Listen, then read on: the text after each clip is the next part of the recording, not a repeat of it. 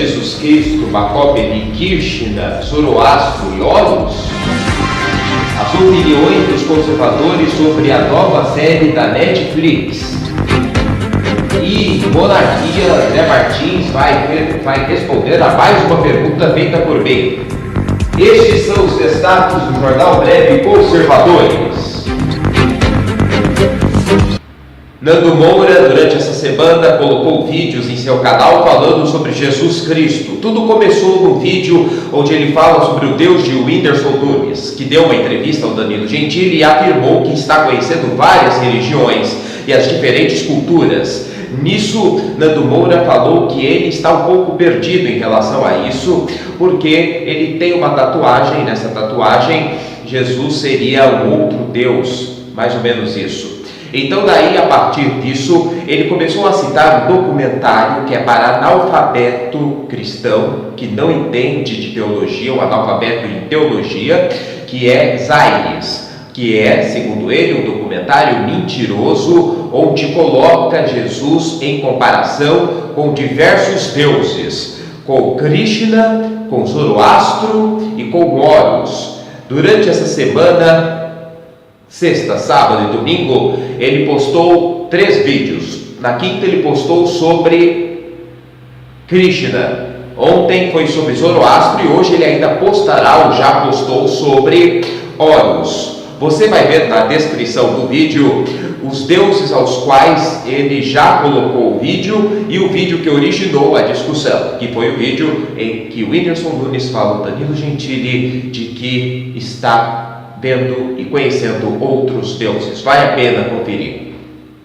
Essa semana estreou na Netflix uma nova série, e essa série ela tem alguns pontos polêmicos. Nando Moura também gravou um vídeo falando sobre isso.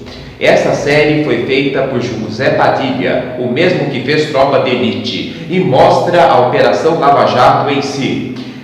Nando Moura coloca algumas colocações. Diz que a série é perfeita no sentido de produção, porém diz que o autor escondeu o esquema ideológico que condicionou a corrupção. Não foi a corrupção que criou o esquema ideológico, mas o esquema ideológico que criou a corrupção.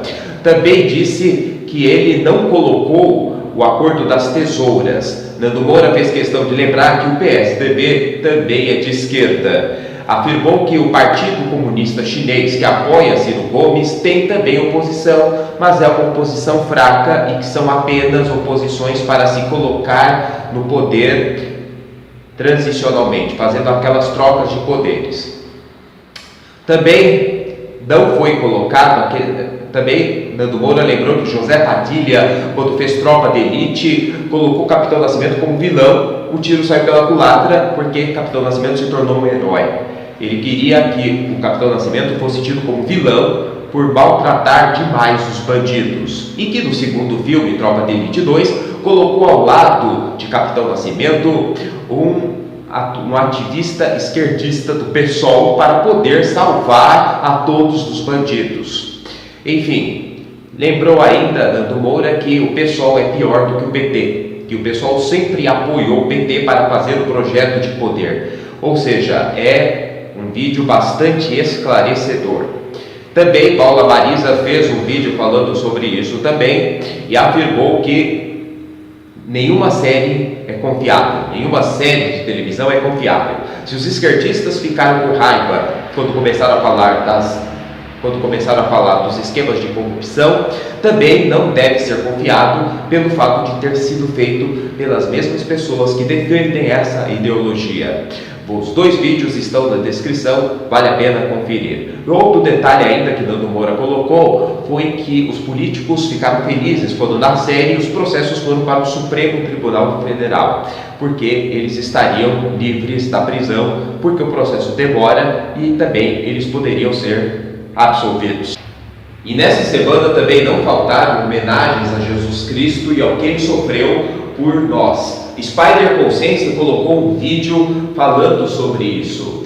Ele colocou no Facebook. Depois, numa live no YouTube, ele explicou que não pôde colocar o vídeo na plataforma porque, de qualquer forma, os direitos autorais não deixaram, bloquearam o vídeo. O O vídeo saiu ao meio-dia de sexta-feira e foi um sucesso. Veja o link, também está na descrição, o link do YouTube. E agora nós vamos para monarquia, com André Martins. Veja a pergunta que eu vou fazer a ele, vejam só.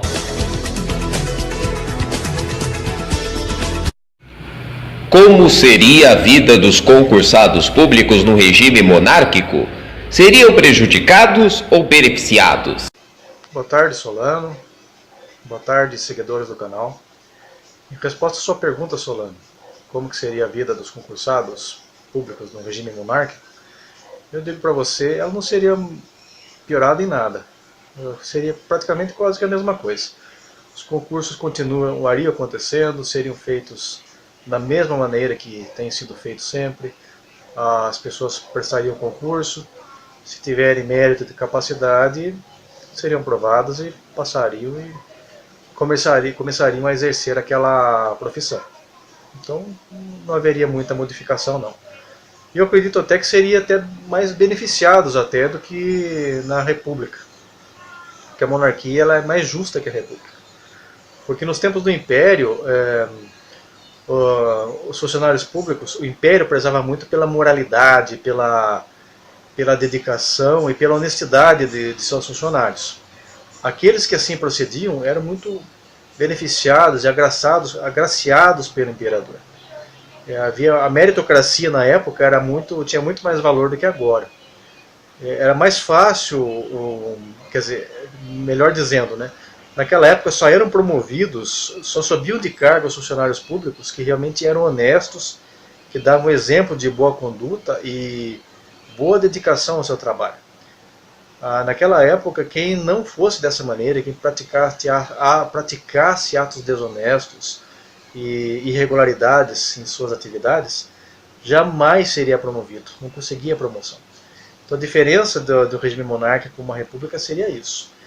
Concurso público haveria para todo mundo entrar, ninguém seria impedido de prestar um concurso. Todos prestariam o concurso e aqueles que fossem aprovados, né, poderiam ser funcionários públicos.